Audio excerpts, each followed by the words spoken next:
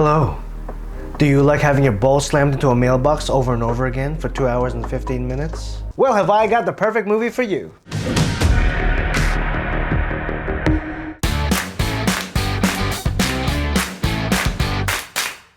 Uncut Gems. No, it's not an analogy for an uncircumcised... So Adam Sandler stars as a jeweler named Howard Ratner. He has an addiction to gambling, particularly on the NBA, and he likes to move money around instead of paying off his debts. He's a talented bullshit artist, he's impulsive and never satisfied. While always looking for his next big win, he tries to do a balancing act between his business and his family. And as expected, loan sharks are constantly after him. You're taking my money all over town, placing bets. After seeing my first Safdie brothers film Good Time with Robert Pattinson, I just knew I had to see Uncut Gems. And yes, I'm sure you've already heard that Adam Sandler's performance here has been the best we've ever seen since, well, ever. But first, let's talk about what didn't work for me. I'm having very serious second thoughts. Are you serious right now? Here's the first one, and it's a big one, folks. That's what she said. My biggest problem in this film is the story. It's very intense, and our protagonist is constantly problem solving. Once he solves one problem, he makes stupid decisions which causes even more problems. It's kind of like watching a horror movie where you get frustrated watching your characters make one stupid decision after the next. Howard's choices will frustrate you to no end and will definitely push your buttons. The story just took him from one frustrating scene to another. And the yelling. Oh my god, the yelling. Shut up! The final crescendo fell flat and there was no tangible payoff for all the stress that the movies put you through. I found no character arcs here. In fact, there isn't a single likable character in this movie. You having a good time? Yes. And yeah, this movie is so stressful, it's probably going to trigger your anxiety. I understand this is exactly what the movie was going for, but it doesn't mean I have to like it. In the first couple of minutes in the film, the music was drowning out all the dialogue. But they did this as a promise for all the frustration, stress, and anxiety to look forward to. And there's no relief from it, and sadly, there's no satisfying final outcome from it either. Howard, where's the money right now? Howard, got my money? Howard!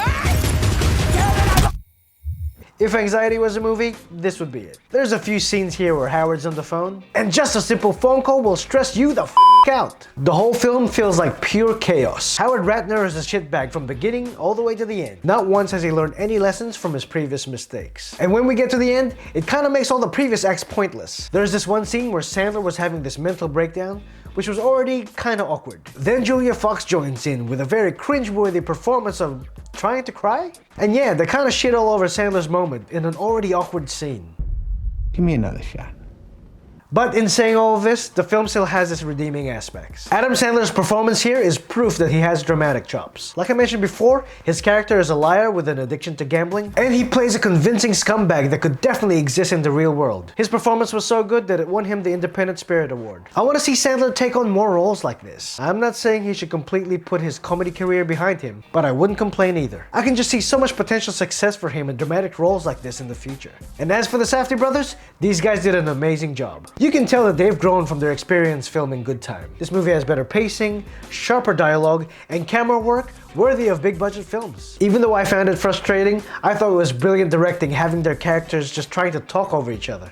What is that? I started it. Are you serious? There are so many scenes in one room that can move at breakneck speed, and they pace it brilliantly because they knew when to slow it down. This is definitely one of the best Safdie brothers directed film I've seen so far. And props to an impressive supporting cast. NBA player Kevin Garnett was surprisingly a good actor. Lakeith Stanfield and Idina Menzel were excellent. Please welcome the wickedly talented one and only Adele Dazeem. No, Idina Menzel. And for the most part, Julia Fox was very good too. Not to mention the solid and outstanding editing work. Now before I share my final thoughts, just a quick reminder to click like, share, subscribe, and hit the bell for notifications to my weekly reviews. And if you like my content and you're feeling generous, become one of my valued subscribers by signing up to my Patreon. You'll find the link below. And now for my final thoughts. This is me.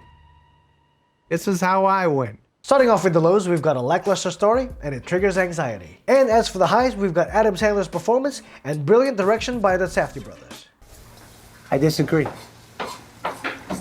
So overall, I don't recommend this. Unless of course you've already decided to watch this regardless. Particularly if you're curious about all the positive buzz surrounding Sandler's performance. As much as I give praise to Adam Sandler's performance and all the technical achievements, the story still counts so much for me. The movie ultimately made me feel flat and empty. But don't take my word here as gospel, guys. There are a lot of people absolutely loving this film. I know I'm in the minority here, so there's still a chance you might like it. But just be warned, this isn't a heartwarming, feel-good kind of movie. In fact, this is more like a stress marathon. And do we really need to add more stress in our lives right now? Wash your hands, wash. Now, even though this wasn't my kind of movie, I still look forward to seeing more Safdie Brothers films in the future. Have you seen Uncut Gems yet? If so, tell me your thoughts in the comment section below. And if you like this video and you want to see more, click right here, here, and here. And if you want to stay up to date with my weekly reviews, then don't forget to subscribe by smashing my face right here, really, really hard. And who am I, you ask? I'm Ben Affleck.